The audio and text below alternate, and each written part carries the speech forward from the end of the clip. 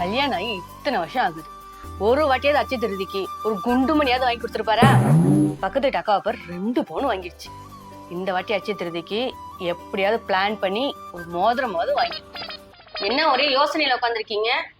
அது ஒண்ணும் இல்ல, அடுத்த வாரம் இஸ்தா பையனுக்கு கல்யாணம். அது என்ன சீர் செய்யணும்னு யோசிச்சுட்டு. நம்ம கல்யாணத்துக்கு அவங்க எவ்வளவு வச்சிருக்காங்க? அவங்க நம்ம கல்யாணத்துக்கு 2 கிராம் வச்சாங்க. இன்னைக்கு விக்கிற விலைவாசிக்கு 2 கிராம் வாங்க முடியுமா? பேசாம 1000 வச்சிடலாமா? அது எப்படிங்க? நம்மளும் அதே பவுன் தாங்க செஞ்சாகணும். நான் வேணா ஒரு ஐடியா சொல்றேன். என்கிட்ட ஒரு 20,000 இருக்கு. உங்கள்கிட்ட இருக்கிற அமௌண்ட்டை வச்சு நம்ம நகை வாங்கி போட்டுடலாம். வாங்க இப்பயே போலாம். இது நல்ல ஐடியாவே இருக்கு. நான் போய் ரெடி பண்ணிடுறேன். இப்பயே போய் ரெடி பண்ணிடுறேன். 6 hours later.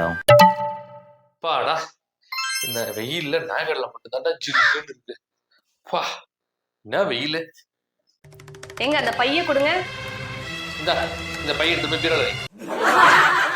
சொன்ன மாதிரியே சாதிச்சிட்டா இந்த தனலட்சுமி. ஏங்க எப்படி இருக்கு எனக்கு? வரிசைக்கு போட வேண்டிய முதல்ல நீ போட்டிருக்க. நான் அப்பவே டவுட் ஆனேன்டி.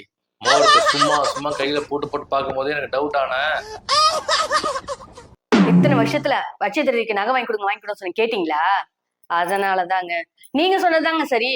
கல்யாணத்துக்கு 1000 ரூபாய் வச்சிருங்க. ஏங்கப்பா, இது என் லிஸ்ட்லயே இல்லையே.